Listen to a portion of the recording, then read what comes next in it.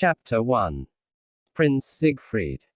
Once upon a time, in a faraway land, there lived a prince. His name was Siegfried, and he was very unhappy. His father, the king, had died, and since then, everyone in the palace had forgotten how to smile. Without his father, Siegfried thought he would never feel happy again. Every day, Siegfried sat at the window in his room in the palace, looking at the birds in the trees. How can they sing and fly so free? They must not feel like me. His servant, Oslo, tried to make the prince smile by telling him jokes or doing funny tricks for him. But the prince would not smile. I know you love me, Oslo, but I cannot smile. My heart is broken. Oslo would not give up. Let's go for a walk, good prince. Maybe we can find something outside which will make you happy.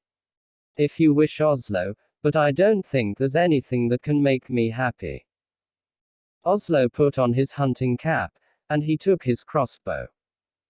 He enjoyed hunting and he hoped to catch a bird or a rabbit for the prince. They walked through the forest until they came to a lake. On the lake there was a beautiful white swan. It had a gold crown on its head, that only princesses wear. The swan swam towards the prince and looked into his eyes. The swan's eyes were so sad that Prince Siegfried felt sorry for it. Here is a creature which feels worse than I do. But why do you have that crown on your head? The swan opened its wings and cried out. I think it's trying to tell me something. Oslo had his crossbow in his hands. He wanted to shoot the swan. I'll get that swan for you, Prince. Just 1 minute. Oslo, no. Before Oslo could shoot, a magic owl flew from a tree and took Oslo's cap off his head. This cast a spell on him, and he was turned to stone. The prince did not understand. Oslo, what has happened to you? Speak to me. He looked back at the lake. The swan was gone. Everything I do goes wrong. This must have happened because of me. The prince returned to the palace sadder than before, thinking to himself, if only Oslo were here. There is nothing good in my life anymore. Siegfried's mother came to see him that night. She had something important to say. Siegfried, soon you will be 18 years old. You must take your father's place as king. I am having a ball on your birthday so that you may choose a wife, and I will invite all the princesses from the other kingdoms. But I do not wish to marry, mother. I do not love anyone. You will learn to love someone. First, you must stop thinking of yourself. If this will make you happy, I'll do it, mother. It is not for my happiness that I am doing this. It is for yours, and all the other people in this land. You see, love is more powerful than we know. Without it, you will not be a great king. His mother left him. He sat at the window, thinking of what she had said. He wanted to love someone with all his heart, but he didn't know who it would be. Chapter 2. The Beautiful Princess. On the morning of the royal ball, everybody was very busy in the palace. The queen's maids were preparing the queen's dress. The servants cleaned the floors and windows, and the cooks were cooking enough food for 1,000 people. The prince looked handsome in his red outfit.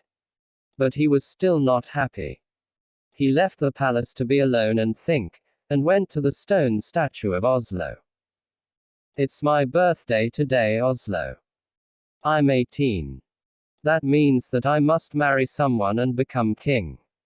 The problem is I don't want to get married. I don't love anyone. There was a quiet splashing in the lake. Siegfried looked and saw the beautiful swan with the gold crown. There it is. The beautiful swan has come back. He went closer to the water to look at it. Its eyes had the same sadness in them, but it was happy to see Siegfried and it swam close to him. Siegfried looked into its eyes and talked to it. I think you understand me. I think you know how people feel. A tear fell from the swan's eye. Don't cry. You should be happy that you are a swan. You will never have to marry someone you do not love. You will never feel sad when someone dies. The swan made a loud cry. Its wings moved back and forth at its sides. Suddenly, an owl appeared as if from nowhere and flew at Siegfried's head, but it missed. The owl flew off, and the swan began to swim away. Wait. Don't leave. Siegfried ran round the edge of the lake, following the swan. He had to run fast to see where it went. Soon, he was in a part of the forest he did not know. Tall trees blocked out the sun. It was very dark. The swan swam to an ugly old castle. When it left the water, something magical happened. The swan turned into a beautiful princess. She had long blonde hair and she wore a long white dress. The crown was still on her head. Siegfried ran to where she stood at the castle door. Wait. Where are you going? The princess stopped, but she did not look at him. Look at me, please. My name is Prince Siegfried and I want to know who you are. The princess turned to look at the prince. She had the same dark, sad eyes of the swan. My name is Princess Odile. But why were you a swan? Why do you look so sad? An evil wizard called Rockford cast a spell on me. I may only leave the castle during the day as a swan. Where is this wizard? I will talk to him. I will tell him this is wrong. No, you mustn't. He will hurt you, I know. He does not want me to see another man. Tell me where this man is. I will fight him and free you. No, you must leave. He is dangerous. I won't leave until I see him. You must be set free. Please. You are very kind, but you must go away. I won't. She looked into his eyes again. If you want to do something for me, you will leave now. Odile, I will leave if you want me to. But I want you to come to the ball tonight. I must choose a wife and I want to choose you. I can't. The wizard won't let me. Find a way. Promise me you'll try. She spoke softly. All right. I'll try.